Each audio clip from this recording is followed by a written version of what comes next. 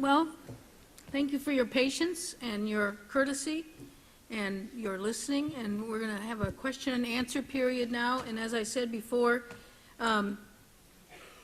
if you have a question for Dr. Craig, come over here to this microphone. And if you have a question for Dr. Carrier, come over here to this microphone. And we will try to alternate these questions back and forth, hopefully. And once again, let's confine ourselves to a question, not take a position, because we'll be here way, way too long if we have to listen to everybody's positions and testimony and the like. Okay. And for those of you who don't have a question, just sit back.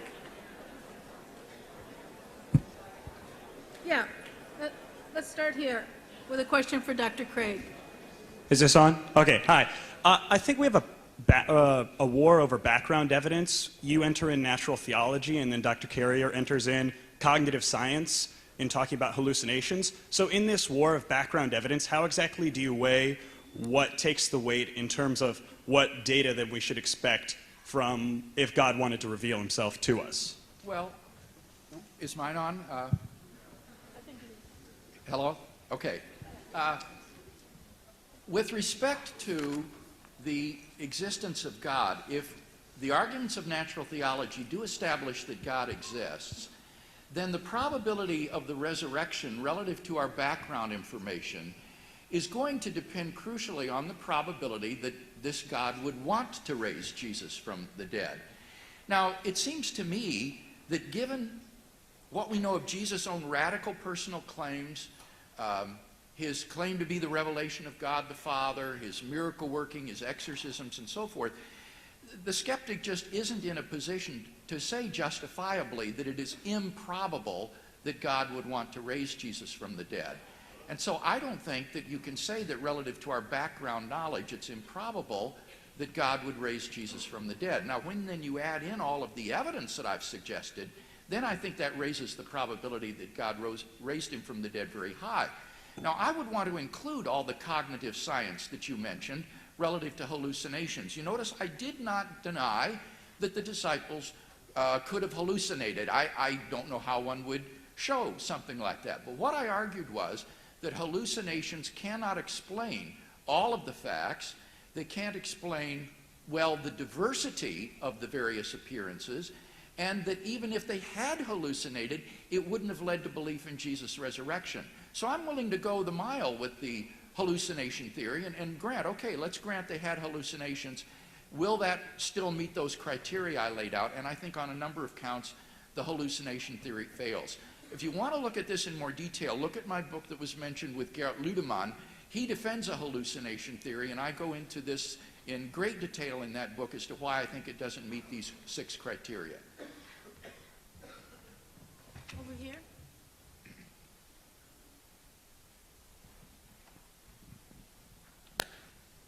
Is it on? Okay. First of all, I want to thank you guys. You guys gave us a free lunch.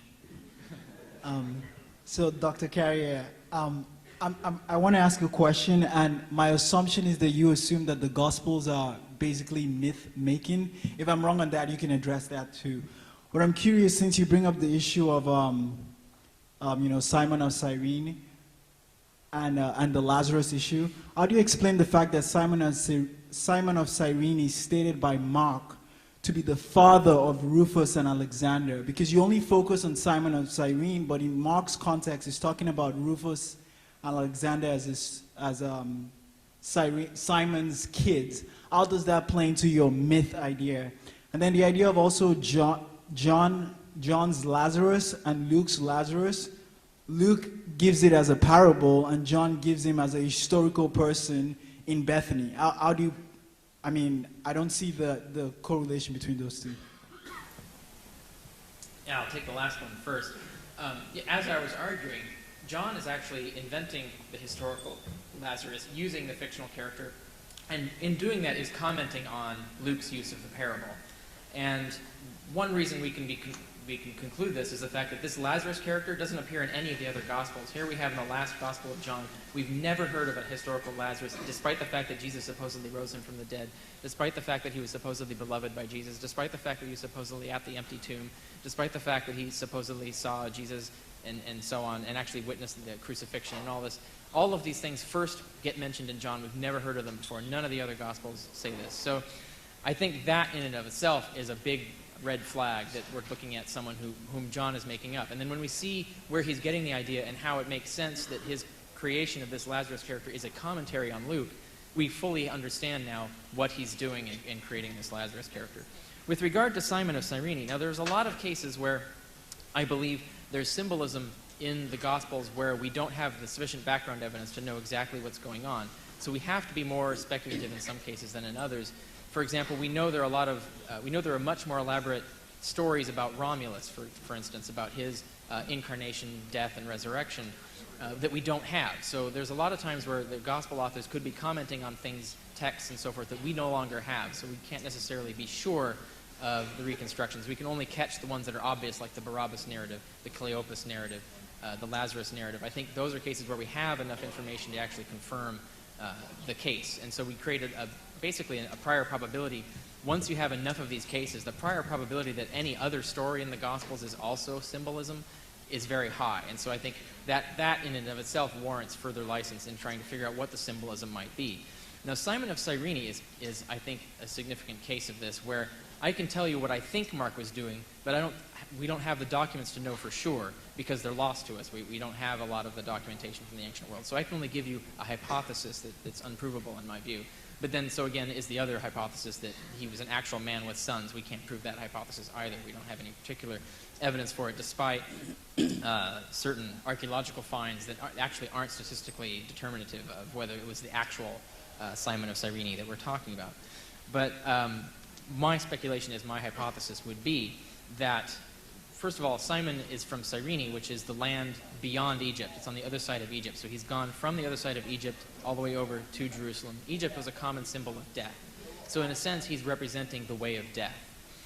And by being the father of two particularly famous people in the ancient world, Alexander the Great and Rufus, Musonius Rufus. Musonius Rufus was in the Roman period regarded as the second Socrates, and he had many moral teachings that were very similar to Jesus's. So in a sense, the commentary is that the way of Stoicism that Musonius Rufus represented is not the correct way, not the correct path to salvation. And the way of Alexander the Great, of seeking glory and conquest, is also not the way of salvation. And that what we have here is Simon of Cyrene may be the son of, or maybe the father of these things, but by picking up the cross of Jesus, he is actually representing the path to death that Jesus is going through. But of course, Jesus is going to represent salvation for those who actually accept his atoning sacrifice. Now, that's pure speculation. I agree. I mean, there's no way I can prove this or anything. It's the other cases that I presented here today and a few others that I think I can prove because the evidence is fairly clear. So all I can do is give you speculation like I did about that. And that's what I think. If it's not that, then I do think it's symbolism in some other respect that is lost to us because we don't have the documents. Okay, let's go back over here for a question for Dr. Okay. Craig. Dr. Lane, Dr. Carrier, central explanation for appearances was hallucinations. Given that hallucinations in psychoanalysis are held as individual events, how would you refute the fact that obviously we've had multiple individuals have the same hallucination? And wouldn't that be like me having a dream, going up to my friends in the morning and say, wow, what a dream we had last night. Let's pick it up tonight. Well, in one sense, you're right, because since hallucinations are projections of a person's own mind, they cannot be literally shared because they are intra-mental. However, there are group hallucinations in the sense that there can be groups of people who imagine that they are seeing the same thing at the same time, and these are documented. So you can't rule it out absolutely, but I do think that what you have in the case of the Gospels is you have such diversity that it breaks all parallels in the psychological case books. The appearances appear not just to one person, but to many individuals. not just to individuals, but to groups of people, not just under one location and one set of circumstances, but at multiple locales and under a variety of circumstances, not just to believers, but also to unbelievers as well. And this kind of diversity simply can't be accommodated by the psychological theory of hallucinations. I think it renders it quite improbable, along with all of the other arguments against hallucinations that I mentioned. Thank you. Over here. Thank you, Dr. Carrier and Dr. Craig, for coming to Northwest. Dr. Carrier, with your hallucination theory, I was wondering if you can back up the hallucination theory by stating in today's science what the DSM-4 says about hallucinations and the criteria as to how we can conclude that Paul and others, based on what the DSM-4 says about grief hallucinations, that they had those hallucinations. Well, the DSM-4 is actually a diagnostic manual for determining mental illness. I'm not actually proposing that Christians were mentally ill, so I don't think that's relevant here. What's relevant are the definitions of hallucination in cognitive science and in anthropology and sociology, for example, and the studies of religions, for example, the Shaker cults and the Santero cults and the Cargo cults, and various other examples of religious groups, even mass groups, having hallucinations. Of course, they would be convincing themselves that they were having common hallucinations, even when literally they weren't. I'm not exactly sure what you are looking for, though, in terms of definition of... Well, what I heard you say was based on today's science, we can know that they had hallucinations.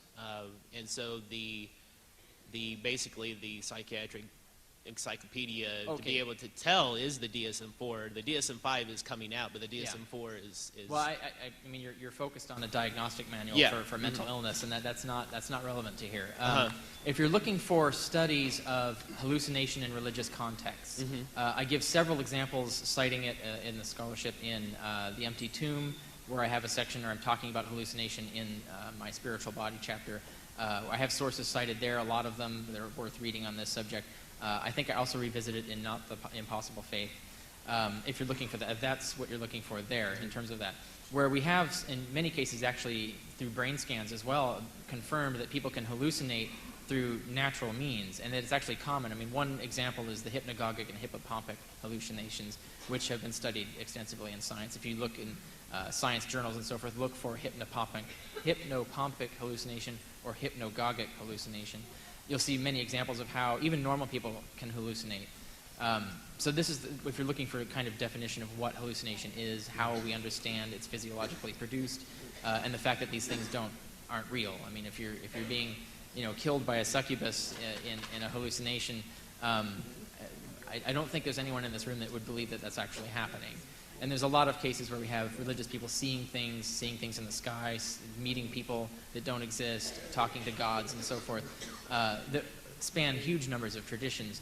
And so they can't all be true. So in fact, even if any of them are true, the probability that one we're focusing on, like Christianity, that these are the true visions and all the others are hallucinations, the probability of that is low. So you would need very strong evidence confirming that the Christian case was exceptional, and we don't have very strong evidence that the Christian case was exceptional compared to all other religions and other hallucinatory contexts.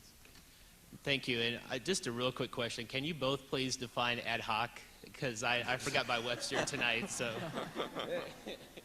It means contrived or artificial. It means made up out of whole cloth or not in basis of evidence, I suppose you'd say. Over here. Since you're both a theologian and a historian, I'm going to address you as both with this question. All right. In all non-theological history regarding Caesar, Washington, whatever, we take documents that we allow, which we allow could be fallible, not correct in every area. And we take them, and from them, using our best discernment, we ascertain to the best of our ability what probably or what did happen. So, with regard to the four Gospels, how necessary is it to treat the four Gospels as infallible and inerrant, especially when they do have several, I'm going to use the word apparent contradictions, such as Judas' death. Jesus' death is not the point, by the way. I'm not saying it contradicts, I'm just saying, Sure. yeah. But it appears to, at the very least. How important is it for us to believe that these four documents are infallible?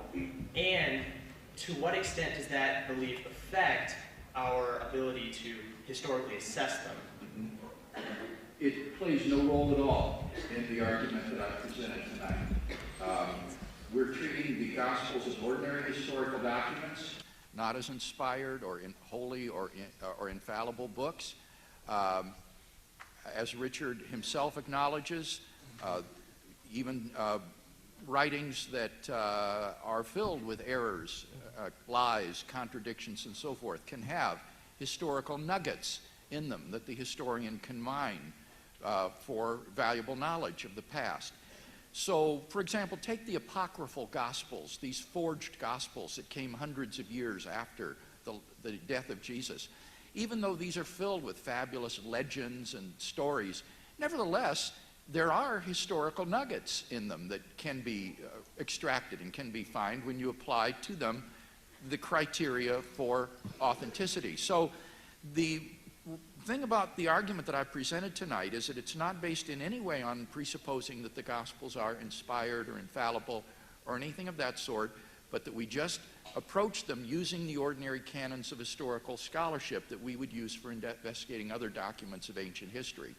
And what emerges from this study is, as I say remarkably, is that facts like the crucifixion, the burial of Jesus, the discovery of his empty tomb, these post-mortem appearances, and the origin of the disciples' belief in his resurrection can be well established as belonging to the historical core of what we know about this man, Jesus of Nazareth. All right. Can y'all hear me? All right. Thank you guys for for coming out. I know you've probably been thanked many of times. But my question is for Dr. Carrier. In your first argument, you outlined the whole concept of Barabbas. And based on the uncommon name, what you said, it was an uncommon for a man to be named Barabbas during that time. Based on the uncommon name, how can you say he never existed? My mother has a very uncommon name, yet she exists. And so,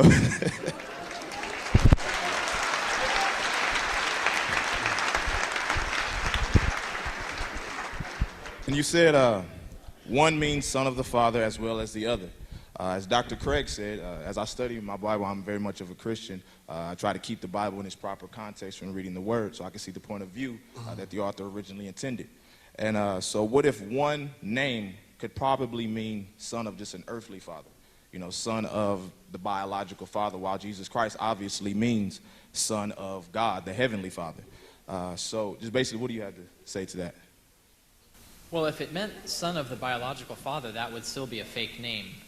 But I want to address your first question, because no one names their kid son of the father in that sense. But the point about the uncommon name, merely being an uncommon name, I completely agree with you, that would not be sufficient evidence for someone's non-existence, not at all. And I would not make that argument, and I didn't make that argument. It's the conjunction of all of the coincidences with the conjunction of the implausibilities of the historical story being told. So when we look at the entire context of the Barabbas narrative, where it exactly matches the Yom Kippur annual ceremony in a story about an annual ceremony that otherwise we have no evidence existing and probably didn't exist because it's not something the Romans would do, and that it exactly matches the story of the gospel, where we have the one person being granted the sins of Israel, murder and insurrection, and then one person dying for the sins of Israel, exactly like the goats in the ceremony. And then what you see is this key word, Barabbas, son of the Father, exactly paralleling Jesus as the son of the Father. When you see the conjunction of all of these things, I think it's beyond any doubt that we're looking at symbolic fiction, the same way that other myths, the pagan myths, were written in the same way, where they would tell stories like this. We have biographies of Romulus, for example, where we have stories like this that are constructed symbolically. So that it's the conjunction of all the evidence that can come to the conclusion, not the unusual name at all. Thank you. Another question from over here? Yes, Dr. Craig. I would like to first ask, as a setup, was the audience of Matthew Jewish, and was its author Jewish? You're asking me? Yes. Whether, it seems to be that that would be a Jewish gospel, emphasizing Jesus as king, for example, yeah. Then why in the story of the guards does it say, this is verse 15 of the last chapter of Matthew, and they, having received the money, did as they were taught, and the account was spread abroad amongst Jews until this day. And why is it that if it says specifically until this day, indicating a long time for this with a nebulous beginning in the past, is this absolutely stated as proof that there was a empty tomb that needed to be explained, since it could have just popped up later when the Jews just wanted to, the Orthodox Jews just wanted to get rid of the Christian sect? Well, now, if you mean that a Jew could not have referred to his fellow Jews by saying this has been spread among Jews until this day, that's not a good argument, because John's gospel is very Jewish, and yet it polemicizes all the time against the Jews. So its target was Gentiles, I think. Well, but I mean, it's a Jewish gospel, and so I don't see why Matthew couldn't use that expression to say this has been spread among Jews until this day. And what you have in Matthew, I think, that's so interesting is you have, as you say, the tail end of what looks to be a very long controversy. The original proclamation of the disciples in Jerusalem was probably, "He is risen from the dead." Now, what did the Jewish leadership respond to that? The response was to say, the disciples stole away his body. Then the Christian response to that was, no, the guard would have prevented any such theft. To which the Jewish response then was, well, the guard fell asleep. And then the Christian response to that was, no, the Jewish leadership bribed the guard to say this. So what you see here is the tail end of a long controversy that goes back to, I think, the earliest days in Jerusalem of Jewish Christians and non-Christians interacting with each other over what happened to the body of Jesus. And the non-Matthean vocabulary that's in this narrative would just be confirmatory of that long tradition that I think suggests that we have good grounds here for thinking this is not a late tradition, but rather a very early tradition that supports the historicity of the empty tomb. Thank you. Go to the side. Hi. You said that there isn't enough sufficient evidence. However, you follow by showing that there was historical evidence as well as evidence of eyewitness testimonies. You then said that you don't believe the Gospels because they're mythological, and the epistles then speak of Jesus rising from the dead. It seems that there is sufficient evidence. You just don't believe it to be so. Ironically enough, you said that we could read your books to be informed about the topic. So what exactly is sufficient evidence to you? You mean what hypothetically would have been sufficient evidence? Yeah, like what do you think is sufficient Yeah, I mean, evidence? there are probably 100 examples I could give that would all be sufficient for me. I'll just give you one example for that. If Jesus had risen from the dead and appeared to everyone in the world, so that we had simultaneous documentation in China, India, Babylon, Rome, and so forth, that he actually did this, which we would have. I mean, if we had, for example, Mark says the whole world was covered in darkness, had that actually happened for 3 hours during a new moon, for example, this would be widely documented by astronomers and historians throughout the world, and we would be able to corroborate it from independent traditions, and we could actually confirm, regardless of what we believe the cause of that darkness was, we could actually confirm historically that it had occurred, whatever its explanation was. The same thing could have happened for the resurrection of Jesus. If he'd appeared to people and explained, this is who I am, I have risen from the dead, here is my message to you, and we had this independently corroborated worldwide, even especially in cultures where you wouldn't expect this to occur, that to me would convince me that something had happened, that this Jesus character had risen from the dead in some sense, whatever I then concluded the cause of that was. I would find that sufficient historical evidence, at least of the fact, regardless of the theology behind it. Thank you. Thank you, Dr. Craig. Thanks again for your presentation. And my question is going to play off of Dr. Carrier's response over there. He keeps hitting at this point that Jesus appearing to the whole world, if he really resurrected from the dead. First of all, you're a Christian. Has Jesus appeared to you? No. Okay. Now, how do you respond to that statement that Jesus has to appear to everyone? And secondly, what relevance does that have to do with the discussion of the historicity of the Well, resurrection? it has no relevance, and it's really surprising to see this philosophical intrusion into what's supposed to be a historical discussion. A person could be a universalist.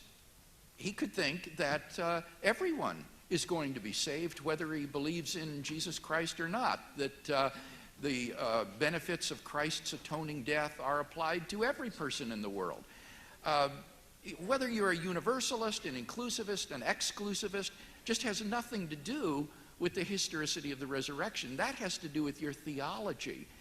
I'm of the persuasion that God does want all persons to be saved, to come to a knowledge of himself, and therefore that he orders the world in such a way that he places people at times and places in history where he knows that they will have opportunity to come to him and to believe in him and to be saved, and that there will be no one who will be lost because of the accidents of history or geography.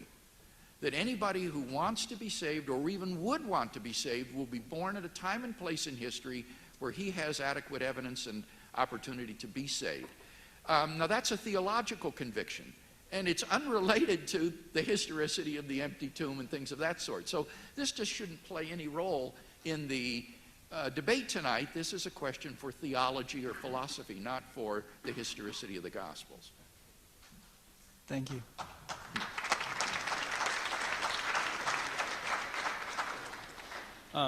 Quickly, my question has two parts. First part being, would you agree that when you are writing a document or a debate, that citing multiple types of sources is really important to the authenticity of a document in and of itself?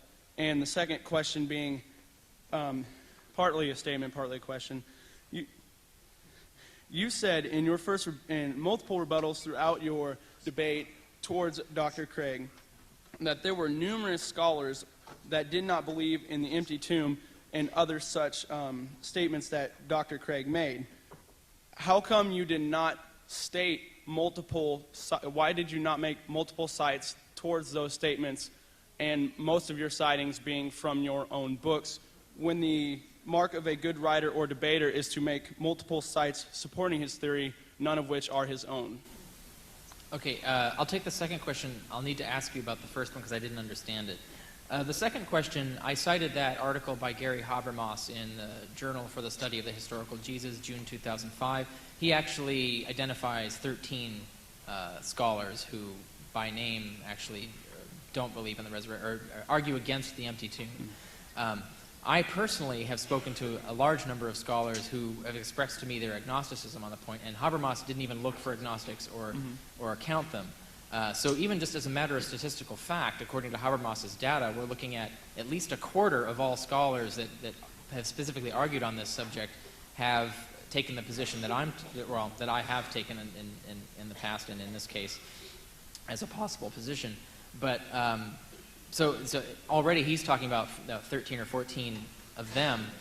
If you were to add the agnostics in, because he's only measuring the pros and the cons, if you add the agnostics into the equation, the percentage goes up. It has to, mathematically necessarily has to go above a quarter. So if you assume that there's a quarter also are agnostics, which I think is a more than reasonable assumption, we're looking at a 50-50 split. Now Habermas's database was also based on, he didn't single out actual qualified experts in ancient documents and history. He counted everybody. So he included philosophers, for example, who didn't have any specific skills in this particular area. If you exclude them and only look at qualified experts, the data the percentages might change even again. And then, of course, another point I would like to make is that I didn't have time to in the debate, which is that Habermas makes the point that most of those who argue for the empty tomb do so on the basis that they believe that women's testimony wasn't accepted in the ancient world. So most of those people who are in that 75% of the ones that he counted are actually using an uninformed conclusion on that point. So I think once you eliminate that, then the percentage goes way above 50%. Now we're flipping the odds in the other direction, really, because then you might have changing a lot of minds in that case. Why I didn't cite them, I could have. I just mentioned the Habermas article as the sort of sweeping example of that. Now that's the second question. With regard to the first question. I didn't understand it. Could you maybe re-explain? Basically, it Or was... was that just a prelude to the second question? It was a prelude, like a segue into the second question.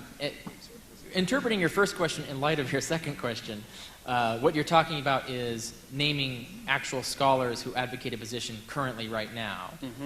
In that respect, I think one has to take into account, do you trust the biases in that particular area, and does the scholar have the relevant experience, and has he looked at the relevant evidence, and is he basing his conclusion on the correct arguments? And that's, I've just explained that to you with regard to the Habermas example of his database of these scholars in this point, where you have to approach that issue critically. So I don't know if that answered your question, but... in part, yes. Okay, I hope so.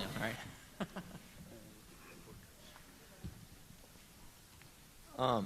You used as 2 of your 5 facts or pieces of evidence supporting your case, Joseph of Arimathea and the testimony of women. Yes. You said that their historical unlikeliness makes your case more, or gives credit to your case. I would argue that their unlikeliness actually serves better to support Mark's message, the Christian message, that they're more likely put in there to show Christians reading the Gospels and people hearing the epistles and everything, that Christians should be inclusive, that, not all Jews, like Joseph of Arimathea, not all Jews are Christ killers, and not all women are crazy, and that. So how do you respond to that? Yeah, well, I think you're reading. I think you're reading 21st century Western political correctness into the Gospels, trying to show that they're so inclusivistic and everything, and I think that's utterly foreign to their concerns. With respect to Joseph of Arimathea, remember his existence is multiply and independently attested, as well as being highly unusual in the sense that the Christians would hardly invent somebody who's a Sanhedrist, all of whom Mark says condemn Jesus, who then does what's right by Jesus in giving him a burial in the tomb. So given this, it's a cumulative case. It's not based on any single fact. It's the cumulative force of all of these, I think, that suggests to the vast majority of scholars that the burial narrative is historical. And with respect to the women witnesses, again, it's incontrovertible that the testimony of women was not as highly prized in first century Judaism as the testimony of men. And so a late legendary account would in all probability make men discovered the empty tomb, because any conceivable role played by women would be more aptly played by men and give more credible testimony. I think the reason that women are the discoverers of the empty tomb is very much like those Josephine examples. That was the only witnesses there were. These were the ones they had. These were the ones who really did it, and therefore the Gospels faithfully record it. Thank you. Okay. Dr. Carrier, the naturalistic explanation you gave for the post-mortem appearance of Christ to people is that of mass hallucinations. Some quotes by you tonight are, the Christians were regularly hallucinating, Christians were prone to hallucinating, they did it all the time, and other cults facing failure with no other way to move on also relied on this. You failed to address the fact that Paul, who is not a member of this alleged cult, had one of these, quote, hallucinations while he was actually on his way to arrest some Christians. And you didn't address the fact that his life was radically different afterwards, how he was hunted, nearly arrested, had to escape imminent death in multiple situations, and he ultimately did die in a cell proclaiming the word of Christ. As a man who probably would consider himself logical, how could you say that his life after this, quote, hallucination could be possibly attributed to nothing other than the transformative powers of God and merely to a hallucination? Well, I think Paul genuinely believed.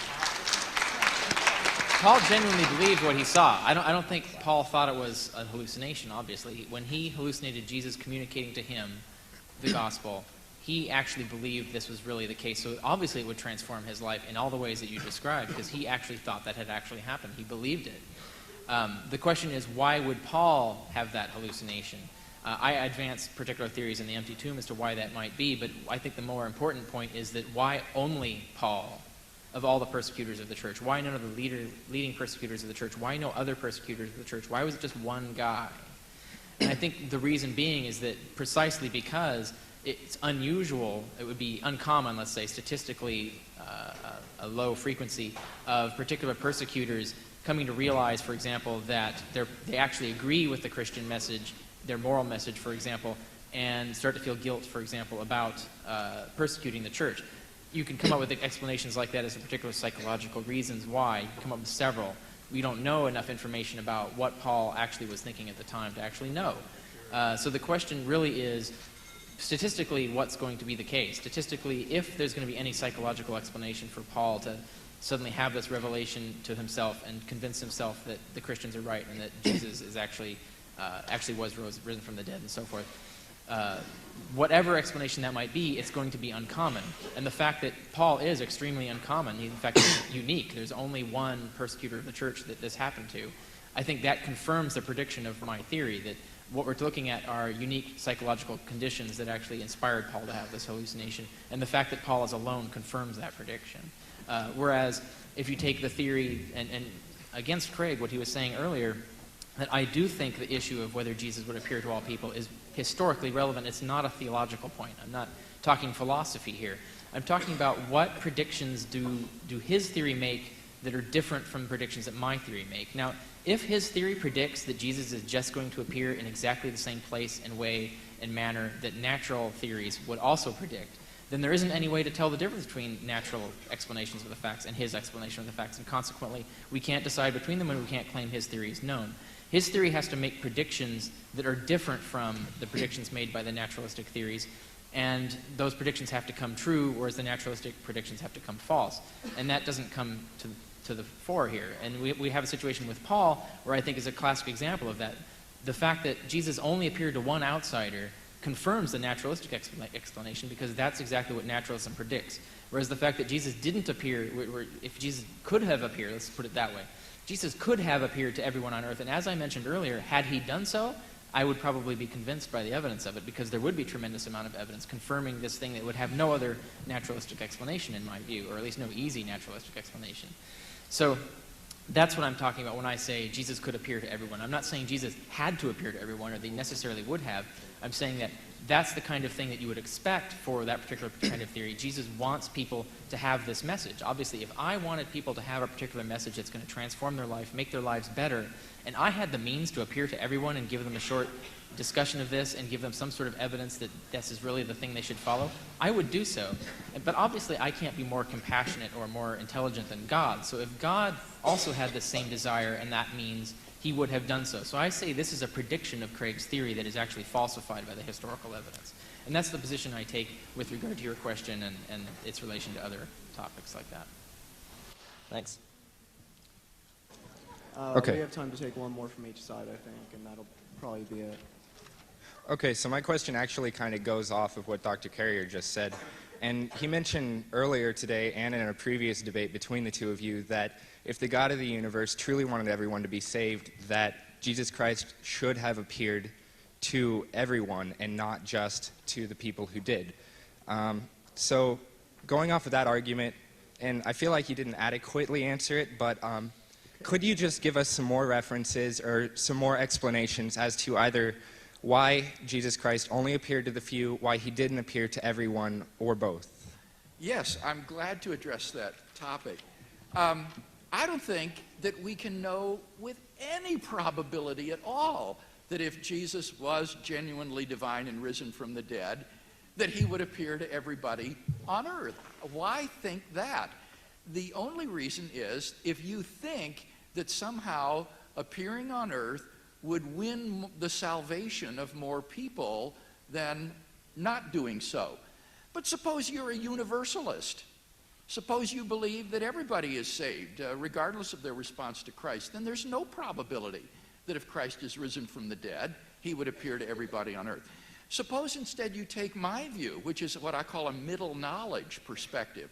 On a middle knowledge perspective, God knows exactly what sort of evidence would elicit the affirmative response of people in various circumstances. And he can providentially order the world so that anyone who would freely embrace God and his salvation is born at a time and place in history where he does hear the message of the gospel and is given sufficient evidence.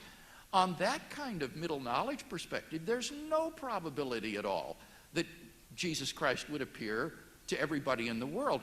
Maybe what Richard doesn't appreciate is that God doesn't simply want people to believe that he exists or that Jesus is risen from the dead. That's really a sort of matter of relative indifference, according to the Bible, to God. What God really wants is for people to enter into a love relationship with him, to come to know him and his love. And if God, as Richard has said in his writings, wrote in the moon, Jesus lives, or he arranged the stars so that they spelled out Jesus lives in the heavens, well, more people might come to believe that Jesus is risen from the dead, but there's no guarantee at all that that would lead more people into a saving love relationship with him. Indeed, I could well imagine that in such a world, after a while, people would begin to chafe under such brazen advertisements of the Creator and resent his effrontery for such brazen advertisements of his existence.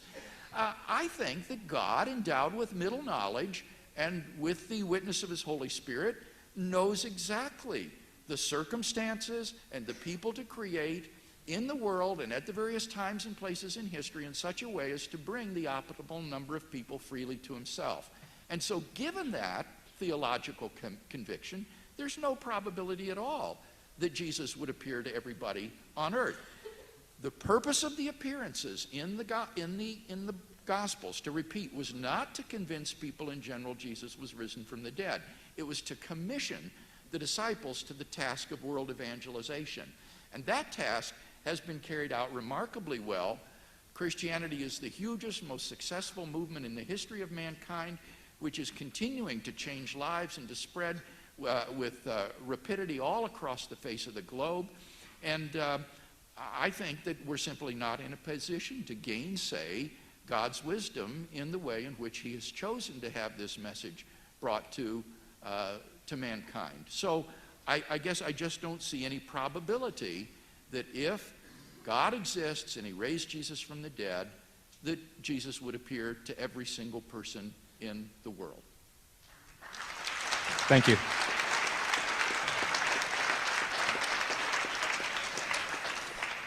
Last question over here. All right, I'm happy to be the last question. Thanks. This is for Dr. Carrier and Dr. Craig. I think you'll both enjoy this question a little bit. This is assuming Christianity could be a myth, and also that myth could become history. How many people in here have a TV? Okay, you know, I'm in college and stuff. I took this class called Theories of Mass Communication. We learned about this thing called the social construct theory. It talks about how people shape their realities off of symbology, found in, you know, like media, propaganda. This can be like music over images. It's called the transfer method, card stacking, you know, taking certain information and hiding the rest. There are tons of ways to do this. So our lessons are learned by fiction, you know, Shakespeare, our stories of love, like what that is. They can lead to jealousy, envy, temporary inspiration. They're usually like dead end endings. And I'm going to ask a question, I promise. I hope so. Well, I gotta. Okay, so with these mini myths shaping our history, we pursue stories in a pseudo-schizophrenic kind of way, creating our realities. This gets more frightening in an age where media consumes our society, like especially American society. And of course, awareness of all these myths, they can allow us to be more empirical. They can allow us, you know, to be in truth, be free.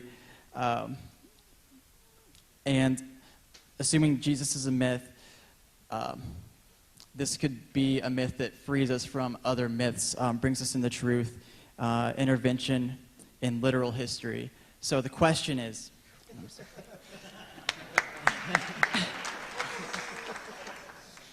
The last book before Revelations is Jude. It warns that people will stop believing in Christ. If that happens, will society be overconsumed in media in a pyramid power type fashion, top down?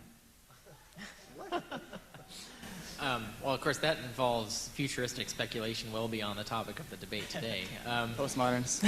Yeah, so I won't give it a really elaborate response. I mean, my answer basically is no. I don't think that's the case. Good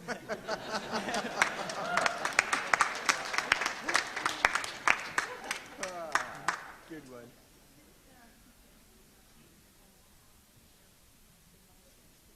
I take that back. We're going to take another question or two more questions from people that came all the way from Omaha. So step up to the mic. Is it on this? Oh, okay. My question is, Dr. Craig has gone back and forth a couple times.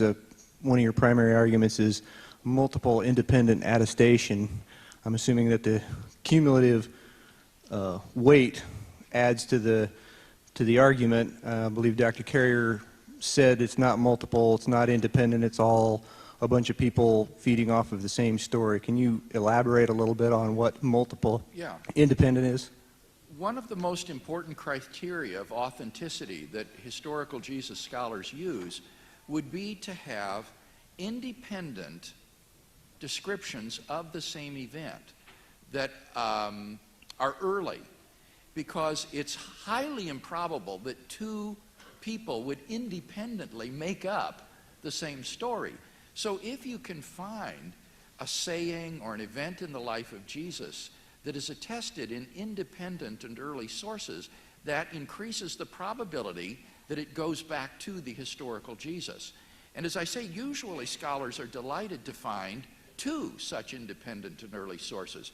But in the case of the burial and the empty tomb, we have 5 or 6 such very, very early sources which are independent. These include things like the pre-Markan Passion story and the pre-Pauline tradition that is quoted in 1 Corinthians 15, which goes back to it just in a few years of the events. So one of the weaknesses, I think, of Richard's analysis historically of Jesus and his story is that Richard isn't sufficiently working with the sources behind the Gospels.